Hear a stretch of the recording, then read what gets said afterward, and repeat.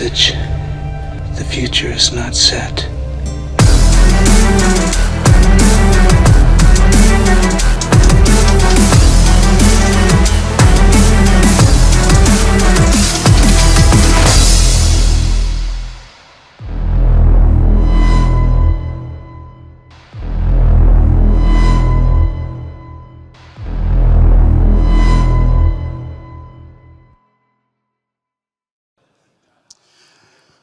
All right, good morning, everybody.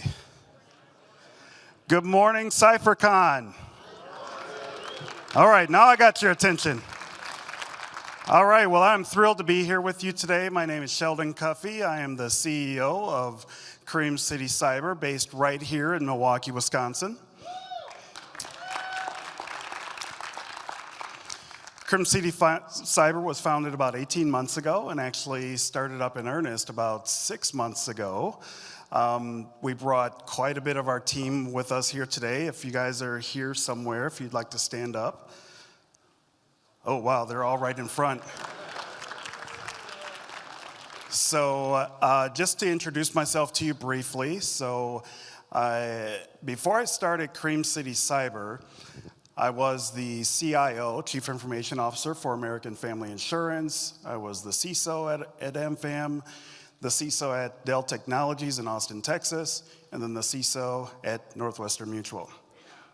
Ooh, yeah, right? So, many of my experiences have been formed over the past 10 years in some type of a role as a CISO. And I don't know about you, but if you just even track back a year, 5 years, 10 years, and think about where you were at that time, you would say that life has changed dramatically. Things have changed. And then you throw in a global pandemic on top of that, things get really interesting fast. And so that's where Cream City Cyber comes in. This isn't meant to be an advertisement. It's meant to be, we really want to focus on the mission of helping companies navigate risk confidently. Now, I know there are some competitors in the room. We're not competing with anybody in the Milwaukee area. That's not our intent. We are actually operating as an international consultancy at this point. It's been just a really amazing growth story that hopefully we'll share with all of you at some point. That being said, this topic is about cyber war. And you'd say, cyber war, wow, that's a little hyperbolic, isn't it? Like, why would you start have a keynote presentation around cyber war? Well, I believe what I've come to understand over the years as a global CISO operating in international environments, there's a lot of risk everywhere. And the risks are changing, they're evolving. There are risks that will emerge that we haven't even thought of yet. And so this is where we come into the definition of cyber war. And as the dictionary identifies this, cyber war is the intentional use of computer technology to disrupt the activities of an organization, especially the deliberate attacking of information systems. Now, I'll give you a different definition that was created during my time in financial services. And the only difference between hacking and war is intent. And if you intend to do harm to me, to my organization, to the assets of my organization, that is the literal definition of war. And so I want to talk with you about the mindsets needed to step into this type of environment. Something that I've really bemoaned and I don't like is in the corporate structures, we think of cybersecurity as upgrade projects. Let's deploy another EDR. Let's deploy another firewall. On average, the average company has over 75 different tools in their cybersecurity arsenal. Most cybersecurity teams aren't even 75 people, but the average company has that many tools. So there's something wrong with this equation. And so before I go on here, just a little bit of housekeeping. As I talk through this, no part of this presentation endorses hacking back. That is illegal. So just for my federal law enforcement buddies in the room. But this presentation does endorse how to evolve our mindsets to proactively mitigate risk and properly defend against ongoing threats. And so as we think about what this landscape looks like, I pulled it up, an old slide from 2023. This is Momentum Partners. Every year they identify and outline all of the different cybersecurity technologies. Every year it gets smaller and smaller, so this is probably hard to read. The point is that, not that so that you can read it, but you can see how complex this landscape is getting. And so what do we do with all of these tools? We have more tools, we continue to experience more breaches, hacking is getting even more difficult to defend against, and so my hypothesis is that the tools are not what's important here. The mindsets that we deploy as offensive and defensive security technologists is what's important. And so, the question here is, how much do you spend on cybersecurity? Well, as The Rock would say, it doesn't matter how much you spend on cybersecurity. What matters is how you use those dollars. Are you using them efficiently? Are they being used on the right risks? Do you understand your risks? Are they being utilized to deploy the right personnel, talented folks? Are you training individuals appropriately? And so this is where I borrow a few metaphors and analogies from my time in the military to just talk about what it means to operate in this new environment. Number one, I have a belief that we are all operating in degraded environments now. What's a degraded environment? Degraded environment means that the environment is not normal. There's something adverse occurring in this environment. In this case, you have a helicopter kicking up a lot of dust, so we have a lack of visibility. We still need to be able to run the mission. We still need to be able to operate. And so as we think about degraded environments, I've come to a conclusion that every IT network is a degraded environment. There are too many technologies, too many ways to configure solutions and tools, too diverse of skill sets to actually run those tools. And so wrapping our head around we are operating in a degraded environment from a cybersecurity standpoint is imperative. If you can't start with that as your starting point, then you don't quite get the adrenaline to step up to what needs to be done in this space.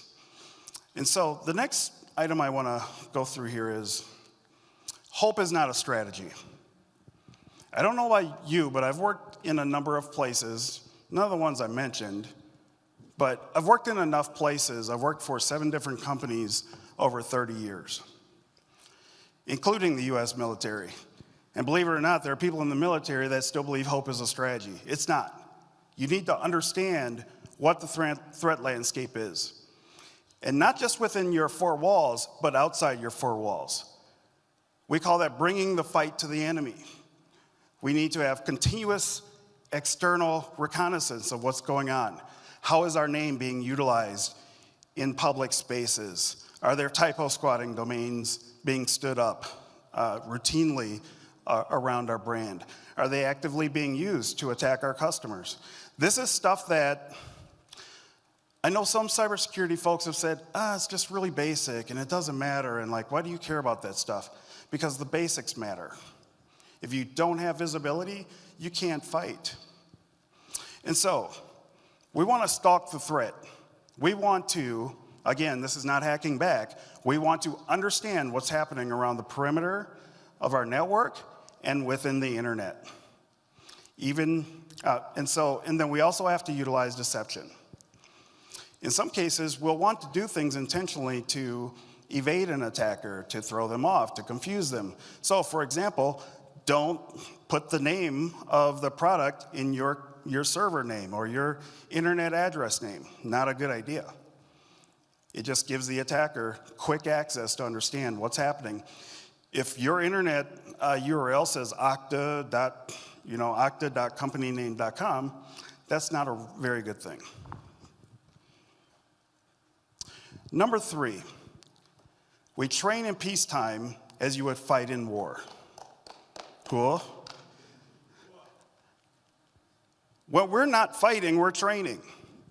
When we're not fighting, we're getting ready for what might come our way. And so, if you don't like the war analogy, how many folks have kids that play basketball, football, or soccer? A lot of people. So I was a soccer coach for many years as well, and what we told our players was that you practice the way you play. So that when you get to the game, you're ready. You have the intensity. Now, you have some players that they don't practice well. That's par for the course. I was one of those players that didn't practice well. It's okay. But that's where we really need to ensure that we're training our folks. Sometimes we're deploying cybersecurity personnel, IT personnel, infrastructure, et cetera, to do a job they have not been trained for. And then we wonder why we spend so much money on tools and we end up with adverse consequences. So train in peacetime as you would fight in war. Number 4, all cybersecurity programs are risk management programs first. They are not technologies. They are enabled by technology, but they are risk management programs first. So how can you defend a network? How can you proactively deploy controls if you don't understand what your risks are? If you've deployed technologies that are not informed by a risk assessment of what the degraded conditions might look like, what the adverse consequences might look like, you might be deploying the wrong controls. And so this is where, the Army is great for this stuff. So this is from the U.S. Army Resilience Directorate. And one of the things, and at least a couple of the companies here that I've worked for, know that the first things that I did when we came in to deploy a new program was we deployed risk management professionals first. Because we want to understand the risk. We want to be able to identify the hazards that we're experiencing or may experience, assess the impact or likelihood of those, and then deploy controls that could mitigate those risks for us, proactively, thinking ahead. All right, so this one is from Army. If you don't like the Army, I got a prettier picture from the Air Force. Sorry, but no, I just had to do that. Rob, I had to do that for you, buddy. They'll get me back for that. All right, number 5. If we're operating in degraded environments, one of the best things we can do is prepare for that. When it snows, we're prepared for that already. We have salt trucks, we have plows. Sometimes you might put snow tires on your car ahead of the winter. But degraded environments call for different things. And we can do this proactively where we create protected routes through our network. So if you think of a forest and everything around you, right, in this picture, everything around you, we're on a road, everything around you is green and lush, and you really can't see through the forest. And if you're looking down on it, you can't see through the canopy either. If you've ever been in a forest during the day, in fact, I'll ask the question, has anyone been in a forest during the middle of a day? A lot of hunters, right? What's it like in the middle of the day? Just shout out something. It's awesome. All right, it's quiet. Yeah, there's that. Anything else about the forest in the middle of the day? It's dark. Exactly. You can't see very far in the forest, even when there's blazing sunlight above you. It's also cooler. It's about 20 to 30 degrees cooler in some instances. And so what we want to do is, if we don't have visibility, we need to create protected routes where we can operate safely. In a military context, I can run trucks down this route. I can fly helicopters over it. I can put folks on the side of the road to protect this route. So this helps us keep hackers out of this route as well, the ones that want to do us harm. And we can operate safely through this environment, even though everything around us is degraded. I'll come back to this later in the presentation because there's another use case for this.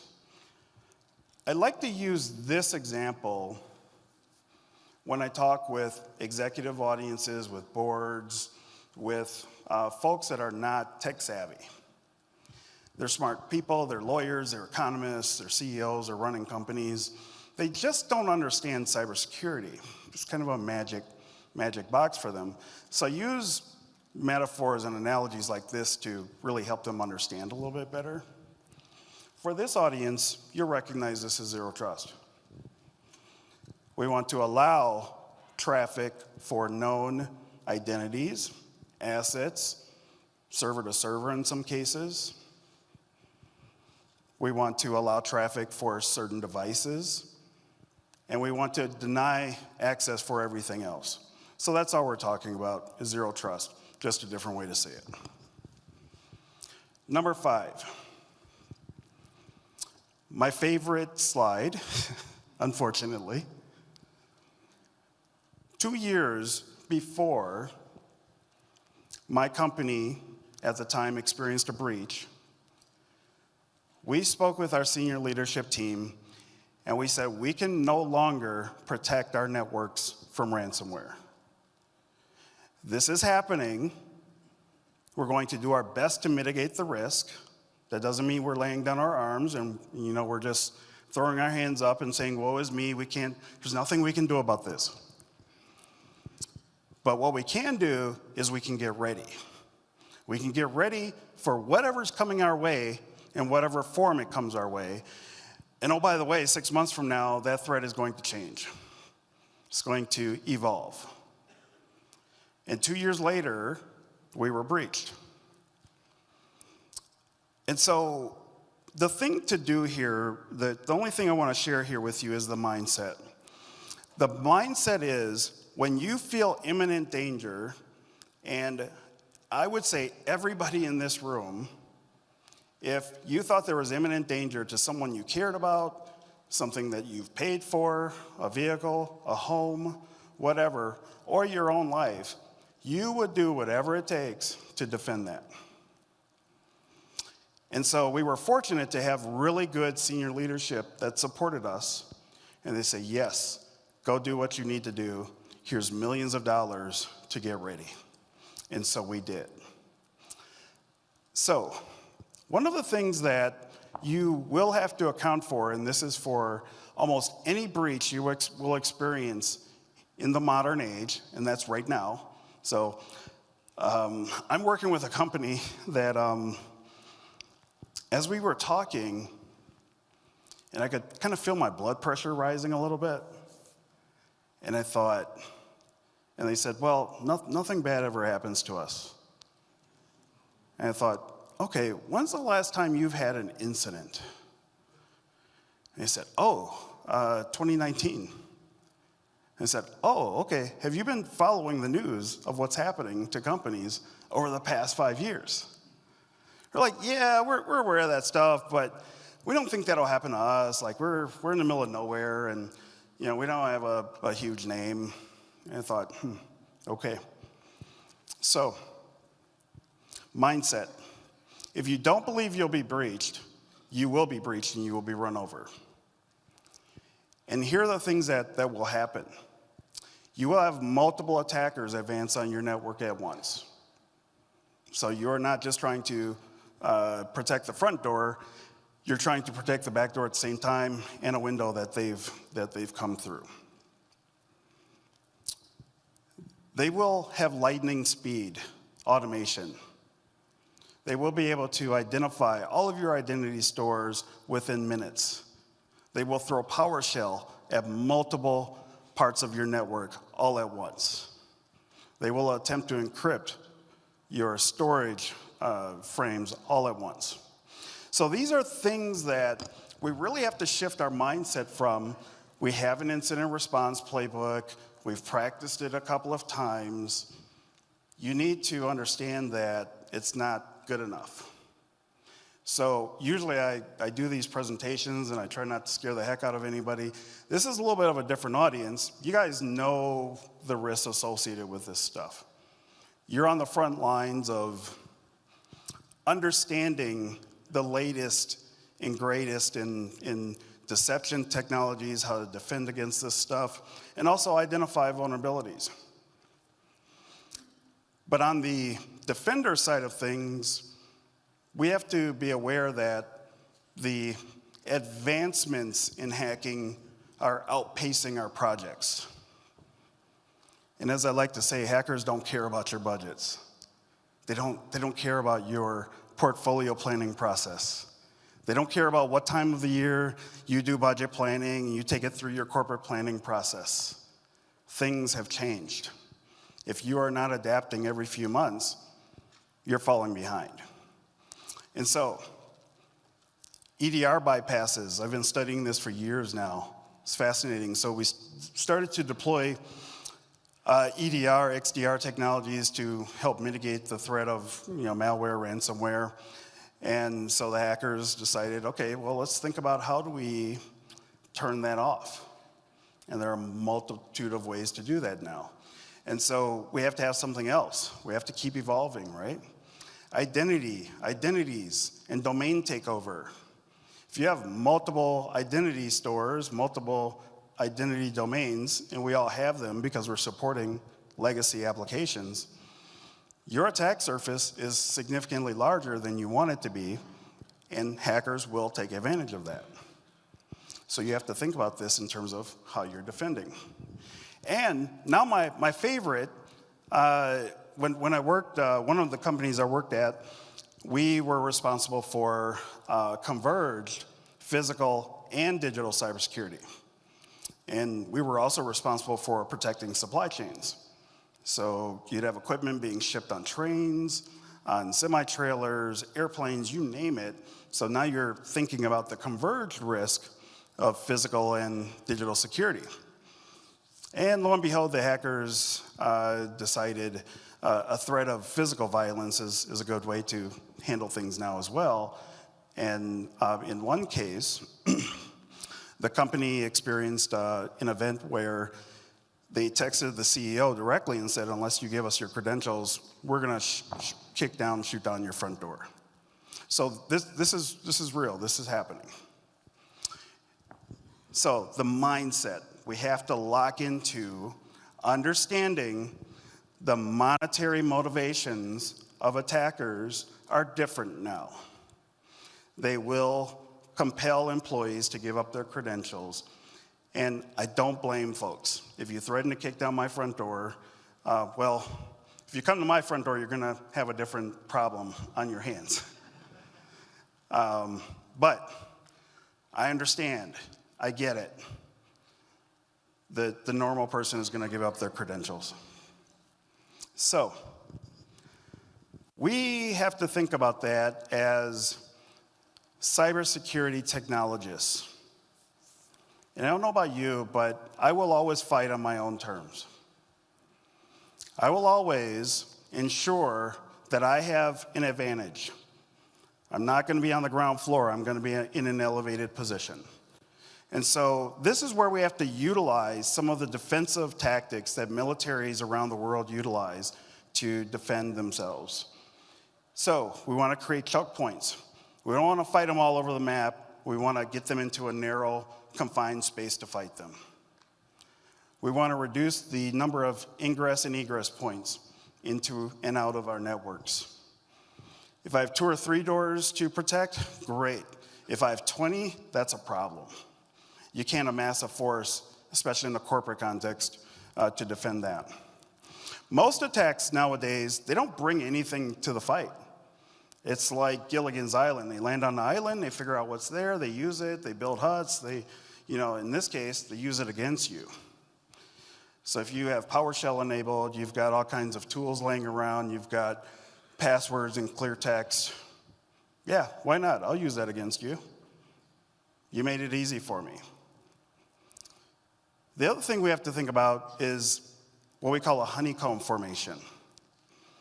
So think of this as a grid. I'd like to use the example of a Navy ship. Any sailors in the room? Veterans? Yeah, thank you for your service. Many of our Navy ships can withstand blasts up to a certain point and keep floating. And so what happens is that part of the ship is walled off. Water can flood a portion of that ship, and it'll be just fine. It's degraded, but it can still operate. It can still run.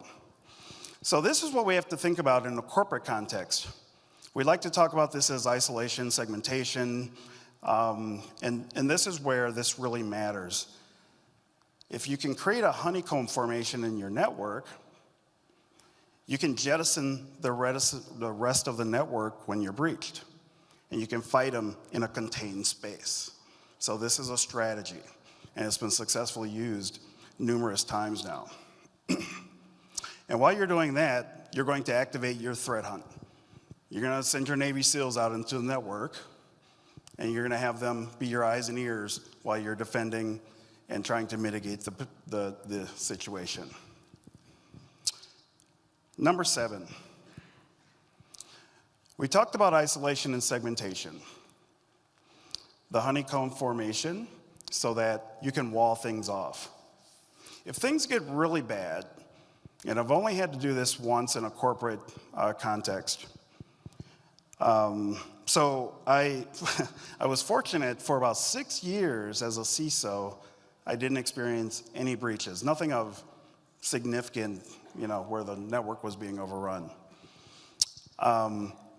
But I do believe in the current context that the attackers are so fast, they're so savvy, so sophisticated. In some cases, you may have to blow up your own bridges. And what that means is you're going to degrade your own identity stores. You're going to take down your own networks. You're going to drop firewalls where companies will not have to run. They're not able to conduct business. This is the new normal of what CISOs, CIOs, and other leaders, many of you as incident responders in some cases, are dealing with. In the case of one of the incidents, it was the incident responder who, because of their quick thinking and because they acted promptly, mitigated a lot of damage for the company. It came down to the person in the platoon doing the work that needed to be done that day to prevent a domain takeover. And so, if we're going to create a honeycomb formation, we're going to create choke points, we're going to reduce our egress and ingress, we're going to fight them in a contained space.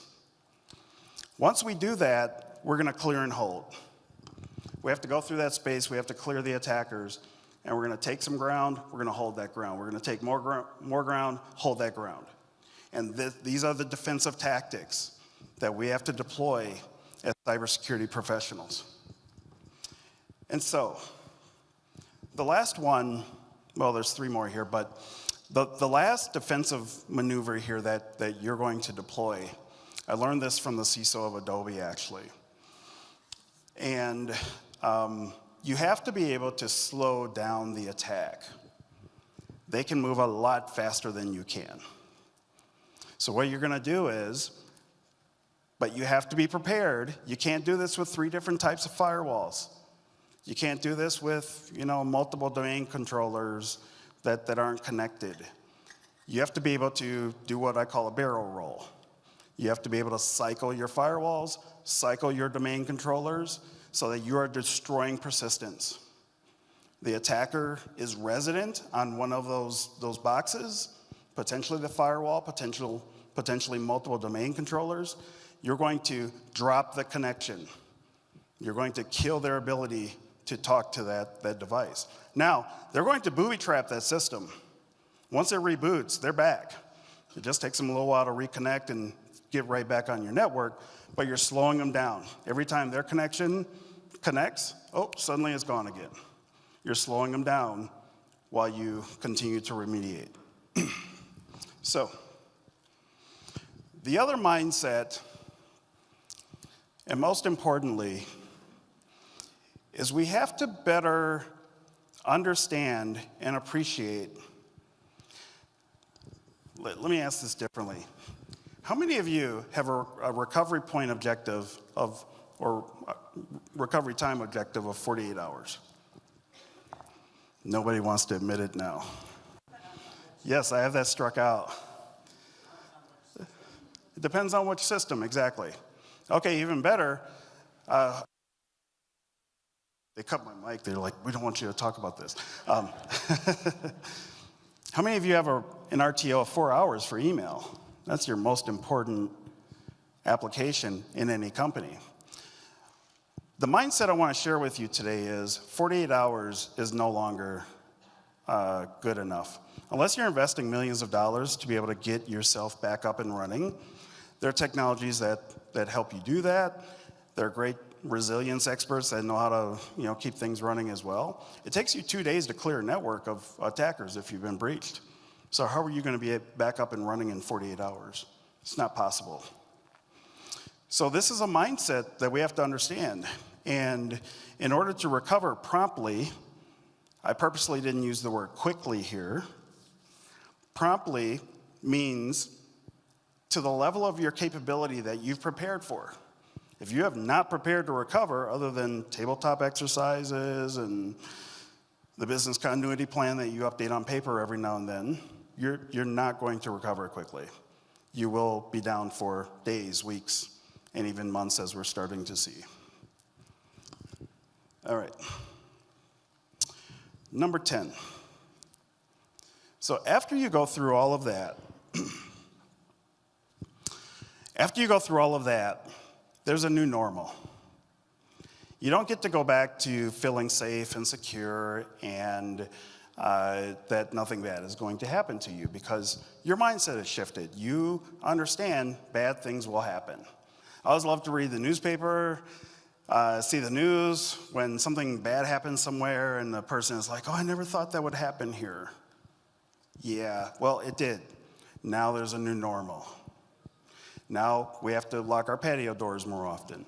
Now we have to make sure the front door is locked more often. Let's not leave the keys in the car, that kind of thing. I use that one just for my wife who's in the audience because I seem to like to leave my key in the car for some reason now. I don't know what that's about. But it's an insecure activity on my part. Maybe I just feel a little too safe. I shouldn't do that. All right, so this is where, now if my car is ever stolen with the key in the car, the insurance company, I don't know if they'll still pay for it or not, but I need to assume an elevated defense posture. Things are not the way they used to be, and usually after a breach, you are retargeted within 6 months, if you pay the ransom. If you don't pay the ransom, it's more like 12 to 18 months. They assume you're a tougher target, you've raised the cost for the attackers, but if you pay the ransom, the bully will come back for your lunch. And so my advice is don't pay the ransom, but depending on business decisions and what needs to be done, obviously, it may be appropriate. All right, so what I have on screen, and just so you can partially read it, it's from the European Union, and it is a threat map of what they believe cyber risk will look like in 2030. And as we know, the war that we prepare for and ramp up our projects for, by the time we get done with the project, it takes 12, 18, 24 months to segment the network properly, get all kinds of defensive tools in place, hire people to do that work, to run those capabilities, hire vendors to run those capabilities. By the time you get through with the project, you have to start a new project because the threat has evolved. It's already moved from what you designed for. So this is where I'd like to talk about continuous adaptation, continuously evolving to meet and understand the threat. You should have at least one person. Now, I have come across a one-person security team now in the past 6 months. Well, they're one-person everything in the organization. But there should be some time devoted to threat intel, understanding what's happening in the environment, in the external environment. It's not that hard. In my case, #cyber on Twitter/X is pretty darn good. It'll tell you sometimes 4 to 6 hours ahead of publicly reported news what's happening. Just an easy item, doesn't cost you a thing, right? Just a little bit of time. So you have to elevate your defense posture, and you have to understand the emerging threats that are on the horizon. So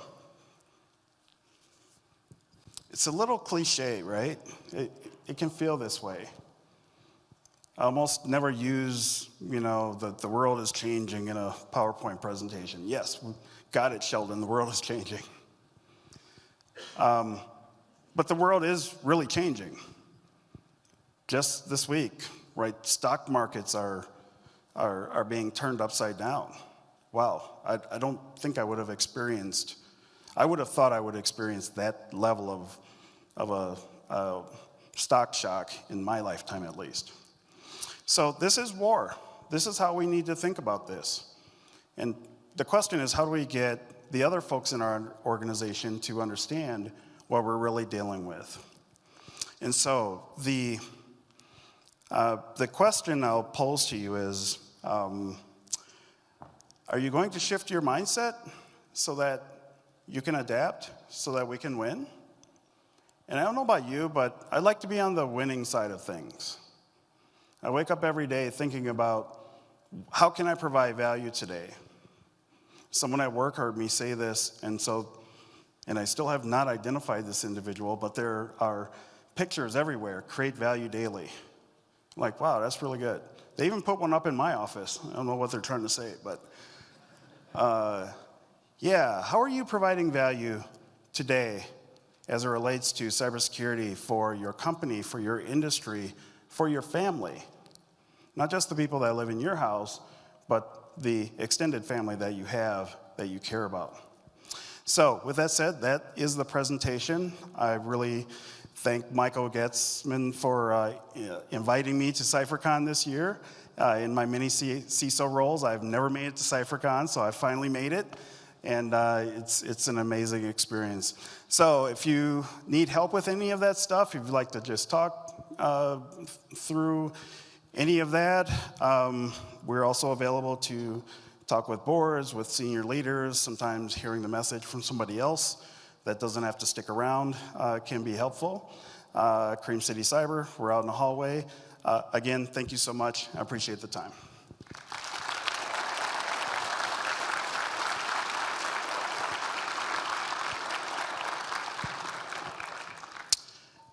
I believe we have time for questions if anyone has. Okay, yep, I'm getting the thumbs up. So are there any questions from the audience?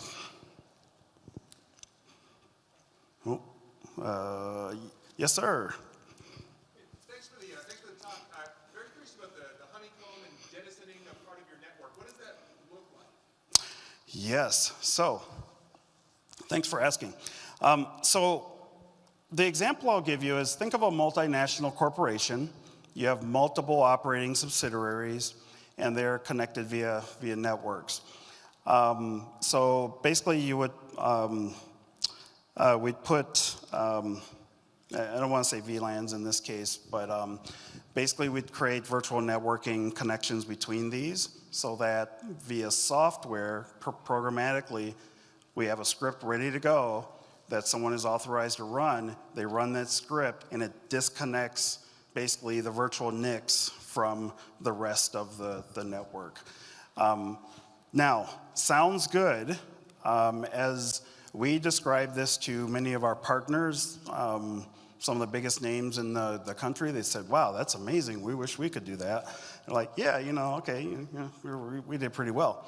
The problem is, you need to make sure you can still manage the parts of the network you jettisoned.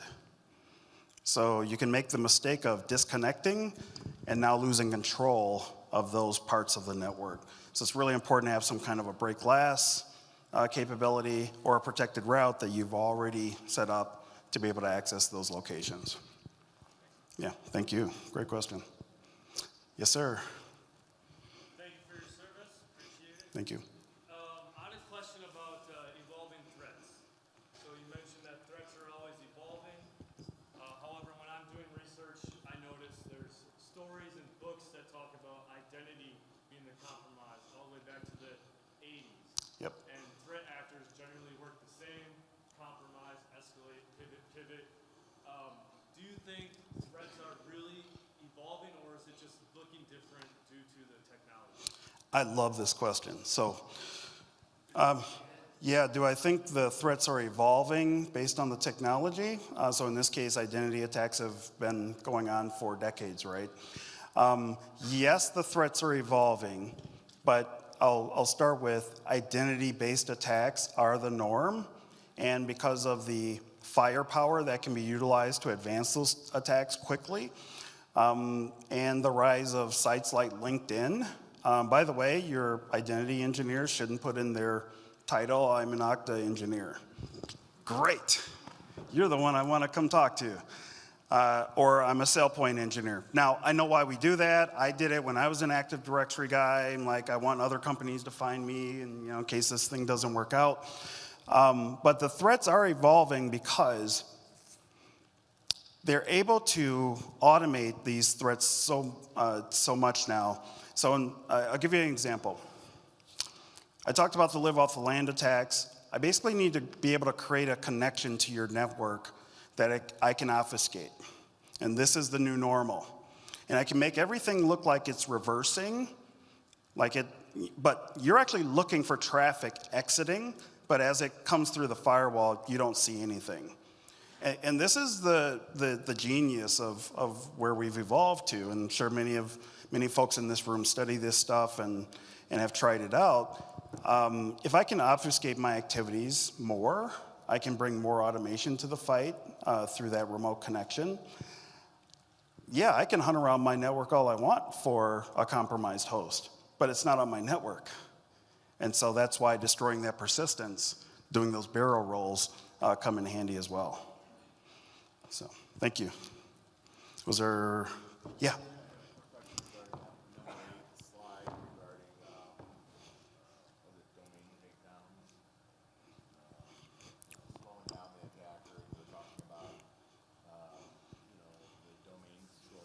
Yeah. Recycling power. You didn't talk about analyzing the data that's in those before the reboot. Yeah. That was being done. So. Right. Okay. So the question is, I talked about barrel rolls for domain controllers, but I didn't talk about analyzing the data from those potentially compromised hosts before they're taken down. Ideally, those logs are flowing to a SIEM in real time. Ideally. Now, I know there are some instances where that's not possible. If you know you have attacker on network, it doesn't matter at that point. So in this case, if you've got a fleet of 100 domain controllers, we don't know which domain controller they're on. We know they're on one of them, and we have to roll these. We have to do barrel rolls on these. That being said, in a breach situation, well, let me back up for a minute. Proactively, I advocate this as a preventative measure as well. Back in the day, we used to just use the AT scheduler. I don't know if anybody still does that anymore, but and you can just do a quick reboot in the middle of the night. You can do your even numbered on Monday, you can do your odd number on Tuesday, and just keep switching. So it gives you a little bit of a preventative control until you know if you have an attacker on the network. And then the breach scenario, destroying persistence. But the real answer to your question is the logs have to get to a SIEM. And so one of the things that I mentioned early is, and I probably didn't touch on it as much here, is operating in a degraded environment also means that you lack visibility. And I can tell you a good majority of companies do not have complete coverage of logs coming to a SIEM in their company. It's too expensive. And so we start to make risk-based decisions until the risk moves to the place where we made a risk-based decision and now we don't have logs. So always, always, always, you have to get telemetry moving in real time to a place where someone can see that telemetry. and analyze it. Really important. Yes, Tina. This is a question targeting, your small to mid-sized businesses. So think under a million, you maybe have a guy or gal, you largely outsource your security and your managed services, and you're doing the basics. Employee phishing campaigns, a little bit of training, you got your incident response playbook, and then you say, I'm done. How do you move that mindset into that next stage of resilience? Well, I love this question because, and my wife can attest to this, I've been having an interesting week. I'm not a CISO anymore. I'm not a CIO anymore. I'm a CEO. I worry about things like meeting payroll now. It's just a different thing. I worry about employee experience. I worry about, we've recruited a lot of people in the past 6 months, so I worry about losing talent, to some other company, right? All the stuff that maybe I thought about, but someone else is taking care of it for me in another life, right? So the way I answer that, Tina, is, and I've talked with a couple of medium-sized business owners, I've seen actual attacks that have put businesses they've put them out of business. Whether they were an acquisition as part of a larger company, and they just didn't understand their risks, they're moving fast, they're a cool startup, so we're not gonna worry about that stuff, we'll worry about it later because we gotta get the features out, we gotta make money, we gotta raise our valuation, all that stuff. Well, when the risk shows up for you, it shows up and you don't know when. And so I don't know if I have a better answer for that, Tina, but it's more about making sure the business is viable for the future. And it's just another risk that you have to account for, like financial risk, like human risk, operational risk. So that's how we try to talk with customers about that, in terms of, there are the 5 board level risks you're always thinking about. Here's a 6 that is present within all of those risks, and you need to manage that as well. You can coach me later on if that's a good answer or not. Tina's one of my mentors for a while, so I appreciate you. Anybody else? Yes? Protected routes, what does that look like for companies that are doing it well? What do protected routes look like in companies that are doing it well? I don't know if they're here. I don't know if I'm supposed to do any product endorsements, but in our case, we use Silverfort, so it's an Israeli startup. I know there are other competitors to Silverfort. I just know how Silverfort works. The important part is that when an attacker breaks into your network now, they can even unpatch vulnerabilities that you've patched. Right? Yeah, laughter. First time I heard this, I'm like, really? Oh, okay, that sucks. So you mitigated past the hash, and the audit people are happy, and you went to the board and you told them, yay, we mitigated this, and the hackers are like, no problem, we'll just revert it back to its previous state.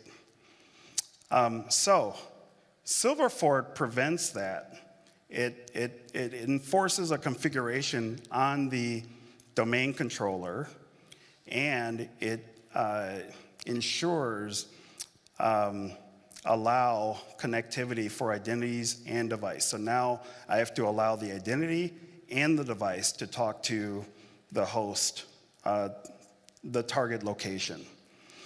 The other scenario here is, if I know my network is degraded, and I spoke to a CISO last year, as they were being run over essentially by attackers, they were monitoring everything he was saying to the general counsel via Teams. So they were in the network, they're in O365, and every play they made, the attacker was ahead of them. They're like, how's that possible? Turns out they were compromised, they didn't have out-of-band communication. And so that protected route also allows the remediation team to come in and operate safely and start to clear and hold. Get parts of the forest back under control until we have the whole thing under control. So quite a few scenarios around that. There's somebody way back there under the blinding light. Yeah. First off, thanks for your service and thanks for the presentation. It's really awesome. I wanted to ask, from your experience as a CIO and a CISO, how have you addressed the challenge of internal stakeholders and third-party vendors that your companies are really depend on, pressuring you to accept risk versus working with you to manage and remediate risk? So, all right, that's the presentation. No. So what he said is, how do you handle internal, external stakeholders, including vendors that are pressuring you to accept risk instead of working with you to, just fix it. That is probably the toughest part of any person's job that works in cyber or risk. Like I said, these are risk management programs first. One of the things that I've put in place over the years, and so watch out for the scapegoat, right? So it's, oh, well, Sheldon, here's the issue. We need you to sign off on this risk. Yeah, no, I don't think so. What is the risk to the business unit? And so the process we put in place is that the business owner and the CISO signs off on the risk. And the CISO has the authority to veto that business, that risk acceptance. Almost always that would put me in some kind of line of fire with someone who's trying to roll out something by tomorrow, or it's revenue facing, right? So those are the moments where it's important. You do have to challenge the status quo sometimes. This is mindset, of course, because in a couple of instances where I have signed off on the risk and it went wrong, I ended up in front of the board, not the business stakeholder and not the CTO, right? So that's where you have to make sure you've got good processes in place. We all understand the process and we understand what we need to do to sign off on those risks. So I think I'm out of time. So thank you very much. I hope you got something out of this presentation.